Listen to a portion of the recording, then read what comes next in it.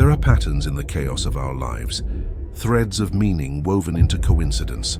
We call them intuition, déjà vu, destiny. But what if they're not random? What if they're echoes of a language we've forgotten? Tonight, I'm going to tell you why 150 million people wake up at exactly 3:33 a.m. and why after you hear this, you might start waking up too. My name is irrelevant. Consider me merely the messenger. What matters is the message. A message that began with a biological impossibility that destroyed my life, before revealing a truth that could destroy everything we believe about humanity. It was 3:33 a.m. For the 100th consecutive night, perhaps more, my eyes snapped open in the pitch-black void of my bedroom. This wasn't gentle awakening. This was a jolt, a biological command as abrupt as an electric shock, like a switch flipped deep in my brain's architecture, forcibly ejecting me from sleep's sanctuary. But here's what the doctors won't tell you. This precise awakening happens to millions worldwide every single night. Are you one of them? Comment 333 if this is happening to you. The silence that followed was the worst part. Not empty silence, watchful silence. The air itself held its breath, thick with the weight of the unsaid. My heart hammered against my ribs, not from nightmares, but from profound, disturbing anticipation. Waiting for something night after night without knowing what. I tried everything. Medical doctors diagnosed sleep maintenance insomnia, prescribing pills that left me groggy, but still failed to keep me under past that precise minute. Psychologists spoke of internalized stress, suggesting therapies that explored every corner of my life, but offered no relief. Sleep studies showed something impossible. My REM cycles were textbook perfect, except for that one surgically precise interruption. They could see the effect, but not the cause, like studying thunder without considering lightning. But what if I told you this anomaly is actually an ancient alarm clock, programmed into specific bloodlines thousands of years ago? Keep watching. The rabbit hole goes deeper than you can imagine.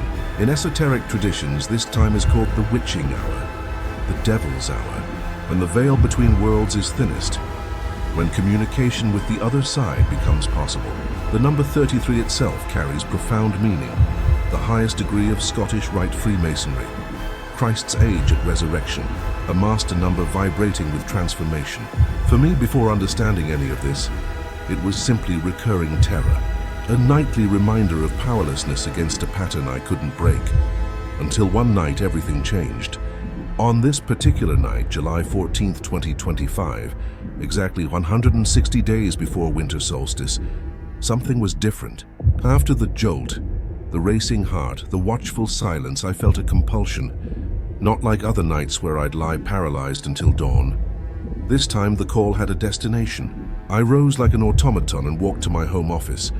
The cold blue monitor light cut through darkness, and there it was, a single new email highlighted unread. The sender, an indecipherable string from a heavily encrypted Swiss email service known for absolute privacy. The subject line contained only numbers I didn't recognize. Inside, no text, no greeting, no explanation, just two attachments, a video file locked with complex encryption, and a text document with a chilling note. The project is inside. The countdown has begun. They'll call you crazy until they can't. Trust no one. Think about this. How did they know I'd be awake at exactly 3:33 to receive this? How did they know I'd understand? The answer will chill you to your core. I hesitated for an hour, cursor blinking like a metronome for my escalating anxiety. Every instinct screamed, delete it. Mark as spam, destroy the laptop. Return to blessed ignorance where 3:33 was just numbers on a clock. But curiosity, humanity's most fundamental force, was stronger than fear. With trembling hands, I opened the archive. What I found wasn't a video. It was a digital arc, a lifetime's work compiled by someone I'd never meet, someone who I'd discover in international news 2 days later, was found dead at Oxford University after sending this message. Official cause, sudden cardiac arrest. His family insisted he had no heart problems, an avid mountaineer with health of a man half his age. Would you have opened that email? Or would fear have won?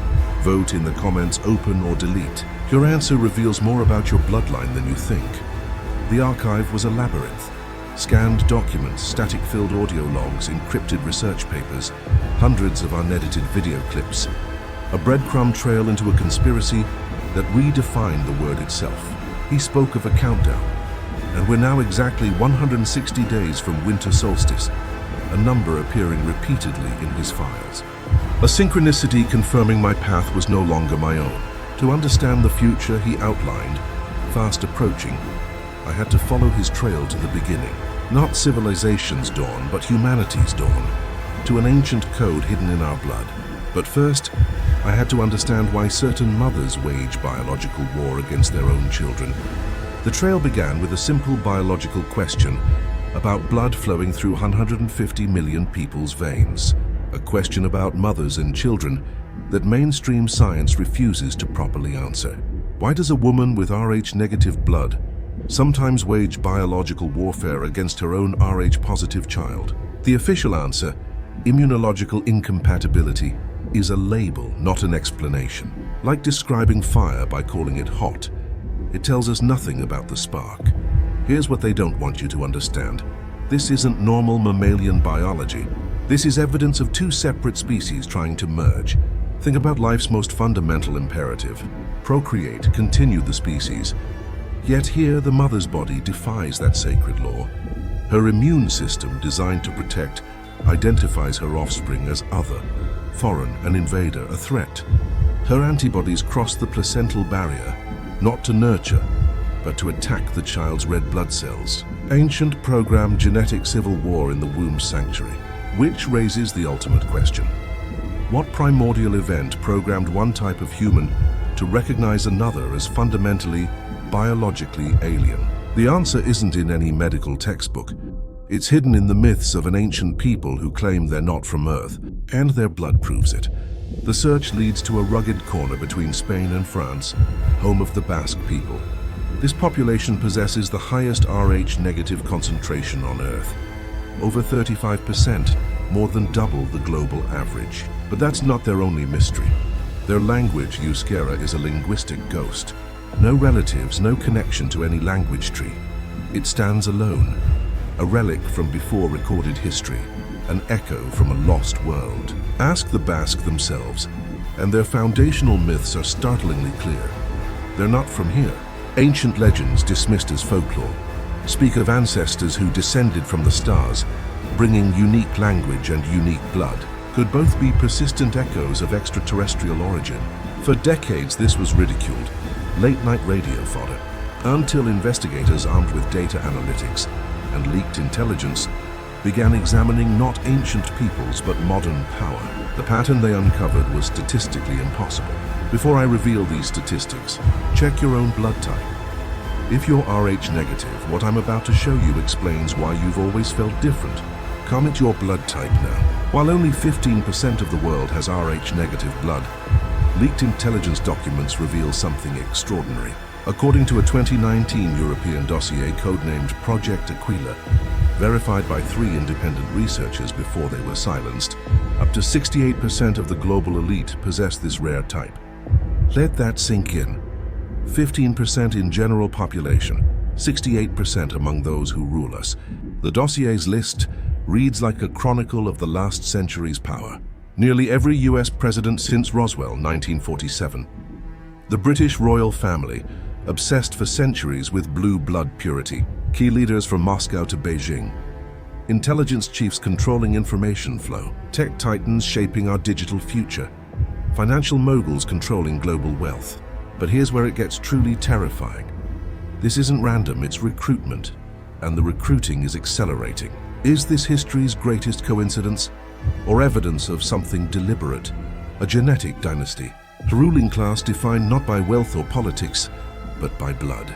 A bloodline quietly steering human destiny, while waiting for a prophesied reunion. This explosive theory filled the dead researchers' files, but proof required something tangible, something ancient that could physically link the blood anomaly to off-world origin. And in July 2019, in Baghdad's sweltering heat on land that was once Sumeria, they found it. The discovery would change everything. It would activate a 70-year-old government program. It would begin transforming ordinary people into something else. And it would start a countdown that ends in exactly 160 days. What do you think they found? Ancient technology? Alien remains? The truth is worse than any guess. Type your theory before continuing. His name was Amit Rashidi, a construction foreman overseeing subway excavation through Baghdad's oldest district.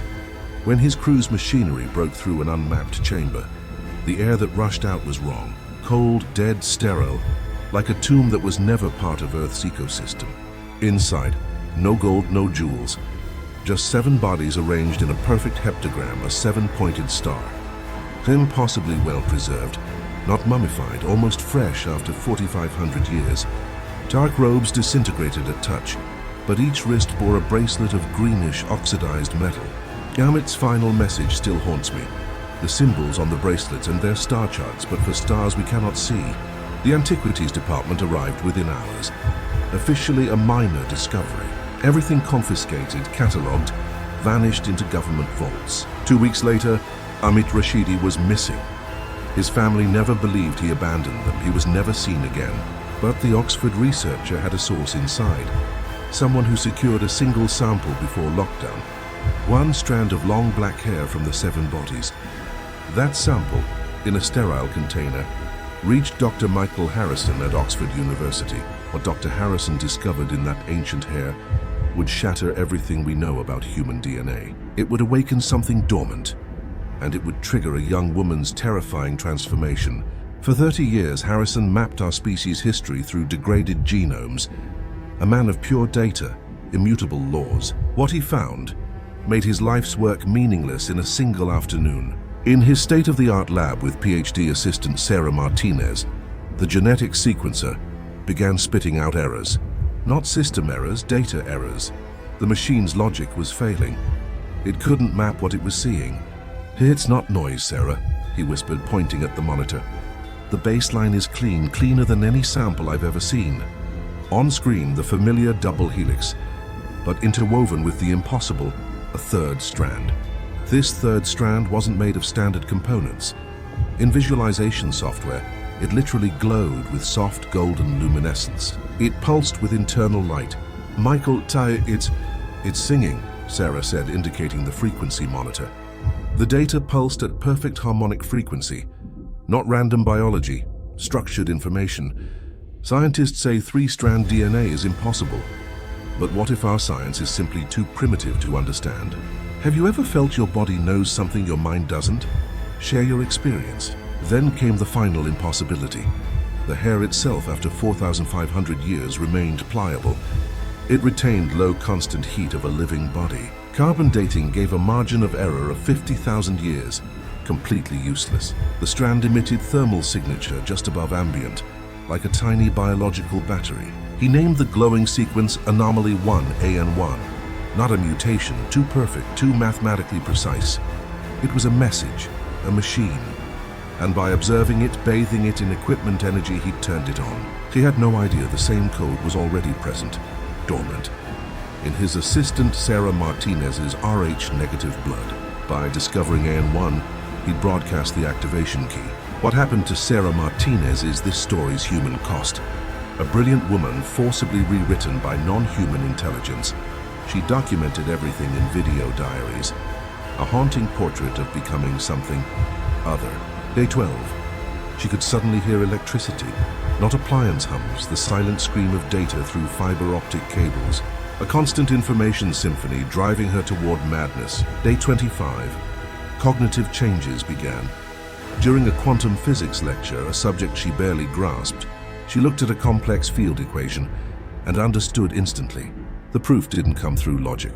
It simply unfolded like remembering knowledge never learned. Her dreams changed. No narratives or images, only complex geometric patterns. Mathematical proofs for problems that stumped humanity for centuries. But the most terrifying change was yet to come. What you're about to see will make you question the very nature of human limits. Day 40, deep paranoia set in, except it wasn't paranoia. Black sedans with government plates, strange phone echoes, login attempts from unknown locations, the palpable sensation of being watched even alone. Friends and fiancé pulled away. They said she seemed cold, distant, that her eyes were too intense, analyzing them as biological data systems, not seeing them as people. Day 55, the video that still haunts me. She'd cut her hand cooking, a deep, gaping palm wound. In the video, she shows it bleeding freely onto a white dish. Crying but filled with scientific curiosity, she closes her eyes, takes a deep breath. The bleeding stops instantly. Blood retreats into the wound. Skin knits together in seamless motion. Within 10 seconds, no cut, no blood, no scar. She opens her eyes, a tear rolling down. "This isn't madness," she whispers. "This is activation. If you could heal instantly but lose your humanity, would you want activation?" Vote. Yes for power. No for humanity. Day 73, final entry. Almost unrecognizable. Fear, confusion, humanity gone. Replaced by unnerving calm. Dark, vacant eyes filled with terrifying intelligence. The university assigned me a therapist, Dr. Chen. She asks strange questions. Not about feelings, about abilities. About frequencies I hear, things I know. She's not a therapist, but it doesn't matter. The calling is stronger. I have an assignment. Coordinates imprinted in my mind like gravity, like birds flying south. Sarah Martinez vanished. Officially mental breakdown, long-term care facility. No such facility exists. Her therapist, Dr. Chen, eventually contacted the Oxford researcher. After his death, she contacted me. She wasn't a psychologist. She was a monitor, a recruiter for a shadow organization beyond any government, a defector. We met in a noisy library cafe. Tense, eye-scanning exits, hand near a bag holding more than a wallet. She revealed the truth. Harrison's lab, Oxford's entire archaeology and genetics department, was a filter, a publicly funded net designed to detect AN1 carriers when they activated. She opened her encrypted laptop. A real-time world map glowed with 1,247 distinct lights. Each light, a person like Sarah, each represented an awakening. The rate wasn't linear, it was exponential, accelerating toward winter solstice 2025. But the map was just the beginning. What she showed me next connected everything. From Roswell to the White House to a name you won't believe. She slid a thick folder across the table, bound in faded red like classified documents from another era. Harrison and Sarah were the tip of the iceberg, she said. They found one accidentally activated sample. We've been tracking dormant bloodlines for 70 years. This is where it began. I opened the folder. The cover sheet was austere, typewritten on manual typewriter. Ink faded with age. Reading those words, I finally understood. The awakenings, Rh-negative blood, Baghdad, glowing DNA, Sarah's transformation, not separate mysteries, all symptoms of a single horrifying truth. The awakening wasn't nature's accident. It was a program. A 70-year-old program to monitor and control the descendants of those who came before. The cover bore a simple title, Project Genesis, stamped Eyes Only, Ultra Top Secret.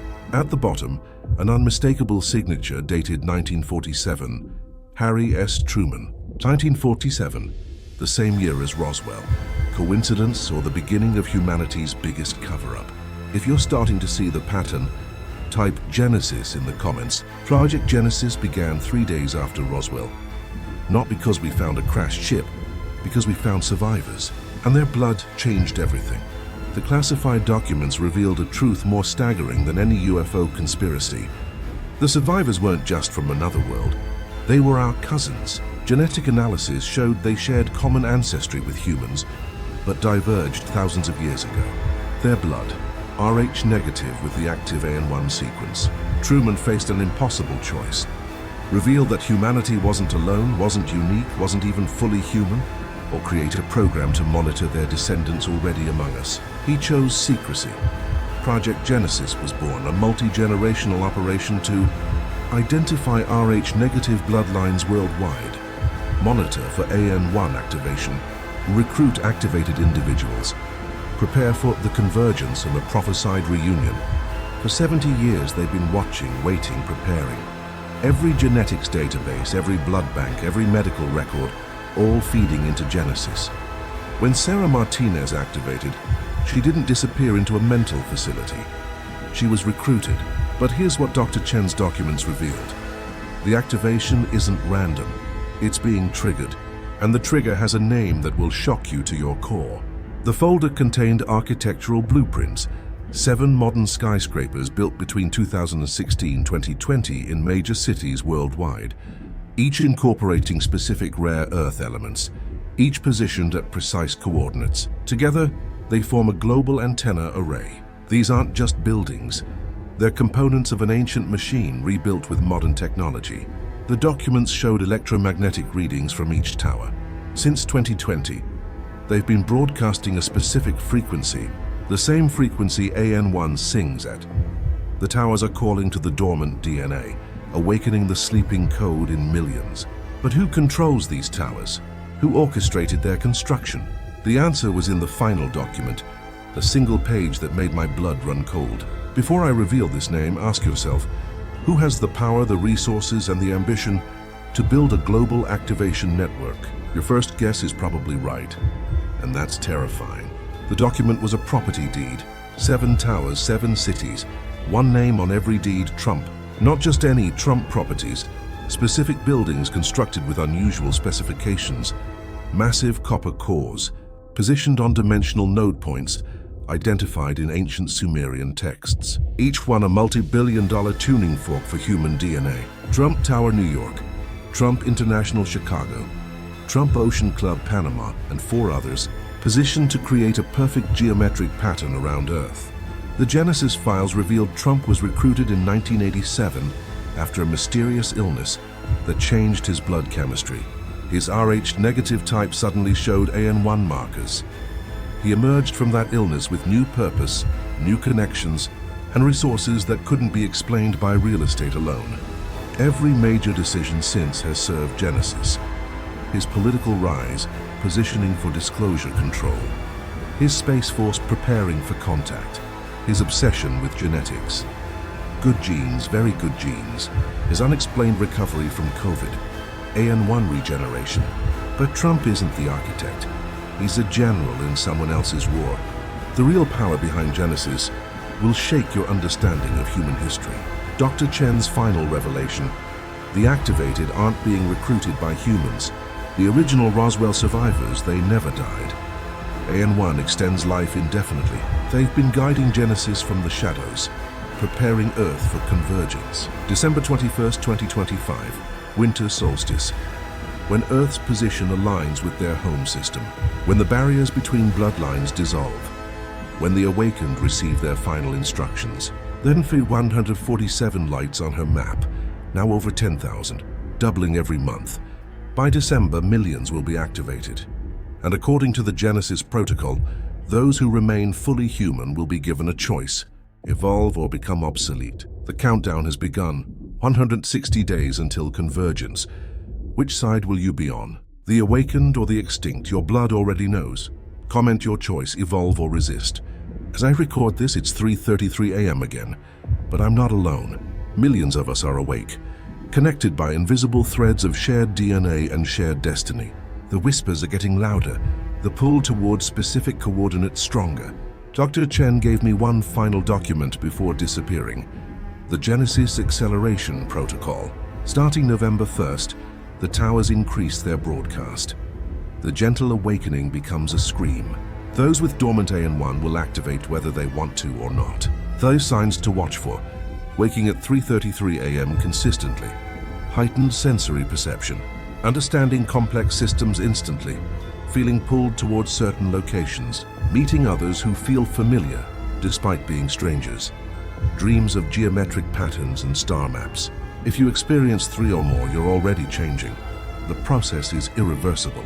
But according to Chen, it's not a curse, it's evolution. The next phase of human development, guided by those who went through it millennia ago. But there's one thing the Genesis files didn't reveal. One question that haunts me. What happens to those who can't activate? What happens to purely human humans when the convergence completes?